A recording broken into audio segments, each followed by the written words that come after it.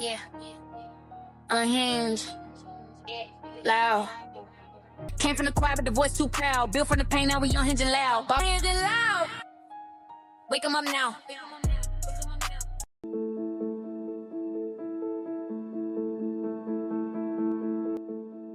Before Unhinged N Loud existed, before the microphones, before the neon lights, and before the community, there was just confusion. There were symptoms that didn't make sense. There were late nights spent searching for answers. And there were moments of frustration where the only question that kept repeating was, how are so many women going through this and yet nobody is talking about it? Because the truth is, this movement did not start as a podcast.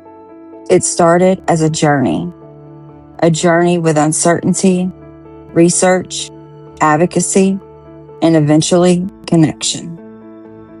And like most meaningful moments, it didn't start with a perfect plan. It started with two people realizing something was deeply wrong with the way patients, especially women, were being heard in healthcare. It started with questions. It started with experiences. It started with the realization that there were thousands, maybe millions of people silently going through the exact same thing, and nobody was giving them a language for it.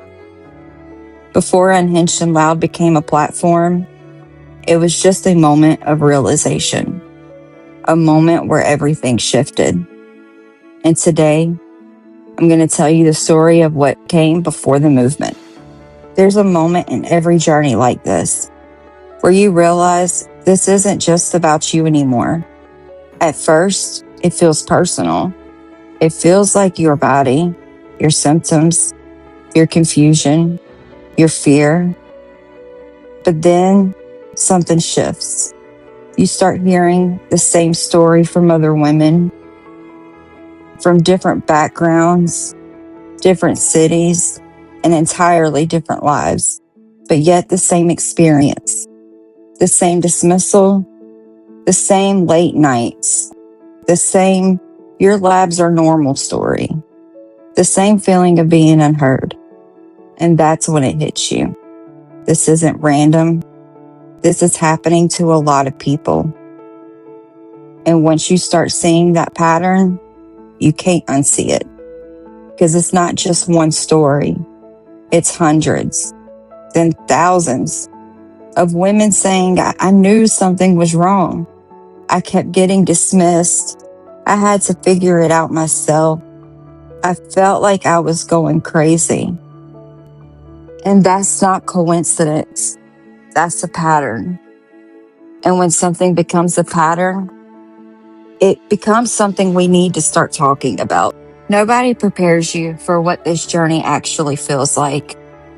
Nobody tells you how isolating it can be. They don't tell you how confusing it is. And they don't tell you how you can go from feeling like yourself to feeling like you don't recognize your own body. And they definitely don't tell you how much strength it takes to keep showing up in your life while trying to figure out what's happening inside of you. Because you're still expected to function. You're still expected to show up. And you're still expected to be okay, even when you're not. One of the hardest parts of this journey is the identity shift. You go from being someone who didn't have to think about your body to someone who has to think about it constantly. You start paying attention to everything. Your energy levels, your pain levels, the food you eat, your sleep, your stress, your symptoms. And that shift can feel very overwhelming because it's not just physical, it's emotional, it's mental. It's learning how to live in a body that feels unfamiliar. And I think one of the most overlooked parts of this journey is the emotional weight of not being believed. Because it's one thing to be going through something, and it's another thing entirely to feel like you have to prove it, to explain it, to justify it, to have to keep repeating it over and over again. And after a while, you just get tired, not just physically, but emotionally. Tired of explaining, tired of defending your experience, tired of trying to be understood. And a lot of journeys like this have a breaking point, a moment where something inside of you says, I can't keep doing this the same way. That's the movement where things begin to change, where you stop waiting and you just start learning. You start learning how to ask questions. You start documenting. You start advocating. And that's not because you wanted to take on that role. It's because you had to. And that's where the voice starts forming. At first, it's quiet. It sounds like, I think something is wrong. But then it gets stronger. This isn't normal. Then it becomes clear. I need answers. And eventually, it becomes confident. I deserve to be heard. That's the voice that builds movements. Unhinged and Loud didn't come through from a business idea. It came from lived experience, from seeing how many people were navigating this alone, from realizing how much information was missing and misleading, from understanding how many women were sitting in silence, just trying to figure out their own bodies. And we made a decision. We're not going to whisper about this. We're going to talk about it clearly, openly, and loudly. One of the things that shaped my perspective early on was working in the ER. When you work in emergency medicine, you see people at some of the most vulnerable moments of their lives. You see the pain, you see the fear, you see the uncertainty. But you also see something else. You see how quickly the system moves. You see how fast patients are processed. You see how easy it is for symptoms to be simplified into categories.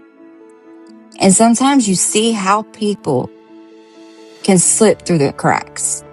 And not because anyone necessarily intends harm, but because healthcare systems are often so overwhelmed. They are rushed and they are operating under pressure. And when you're standing in the middle of that environment, you just start to notice things. You start noticing how some voices carry more weight than others. You start noticing how quickly assumptions can form. You start noticing that sometimes the most important part of medicine, which is listening, is the part that gets lost. And that perspective is powerful because it allows you to see both sides. You see the system from the inside, but then life has a way of changing things because eventually the questions stop being about other people and eventually they become personal. And there is a moment in many health journeys where everything shifts. The moment when what used to be an observation suddenly becomes your reality. The moment when you go from witnessing stories to actually living one. And that moment is so complicated because when it's your own body, everything feels different. The fear is closer. The uncertainty is heavier. The questions are louder. And suddenly, you're not just someone who has seen how the system works. You're someone who has to navigate it. And that's when the learning begins in a completely different way. Because now the research is personal.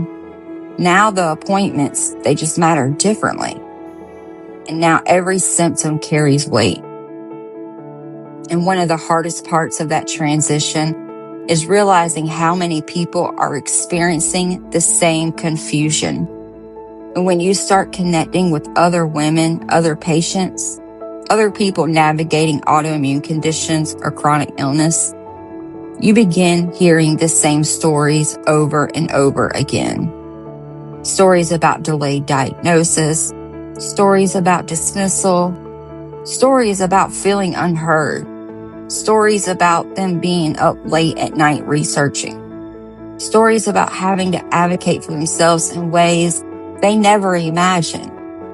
And when you hear the same story repeated enough times, something becomes very clear. This is not an isolated experience. This is a pattern.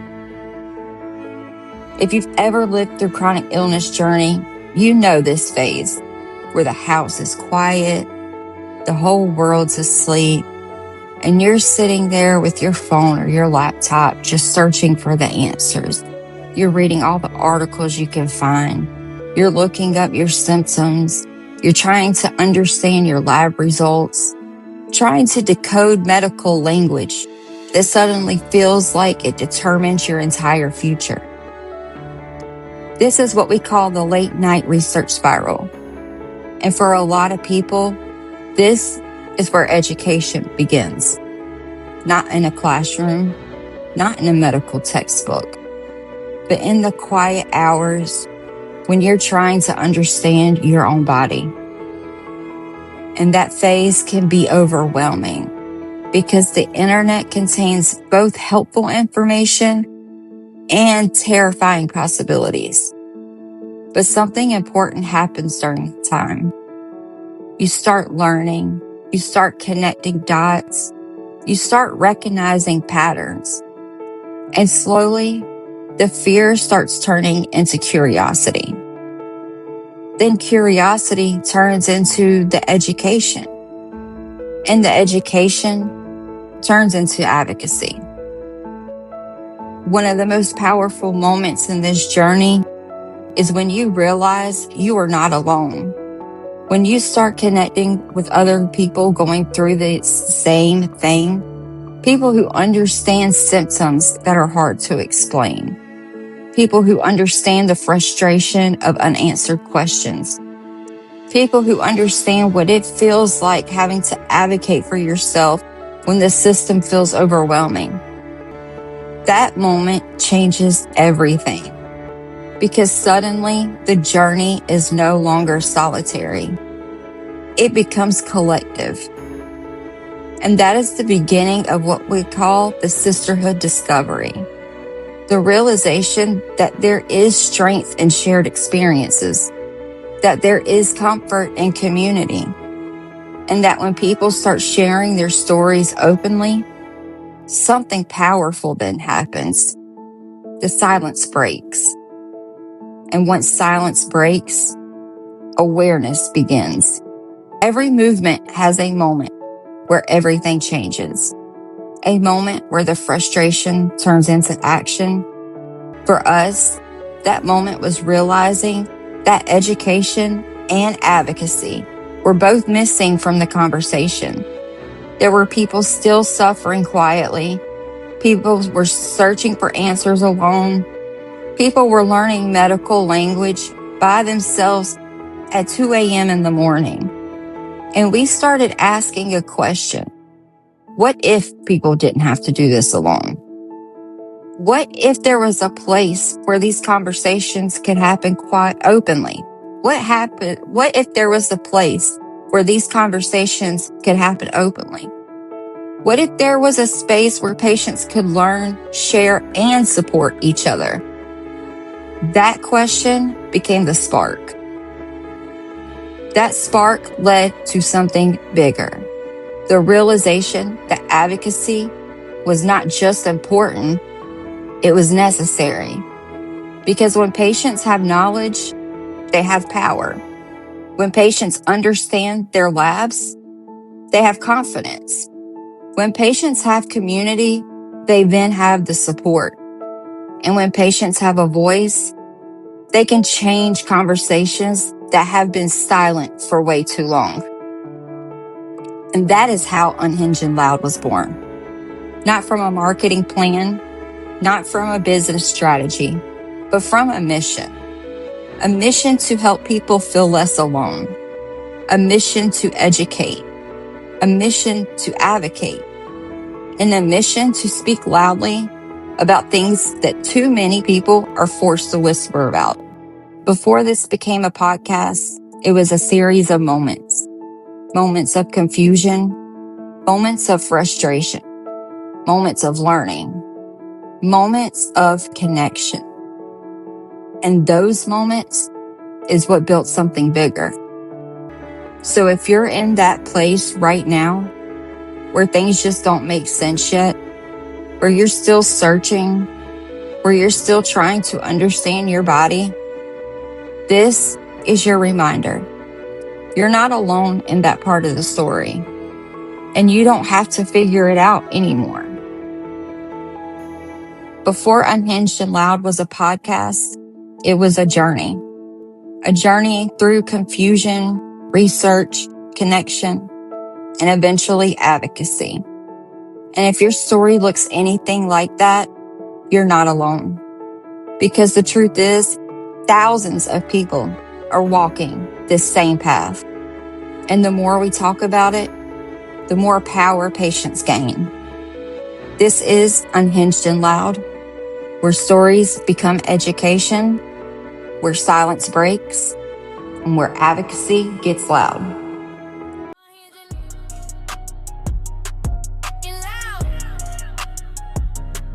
If they sleeping on us,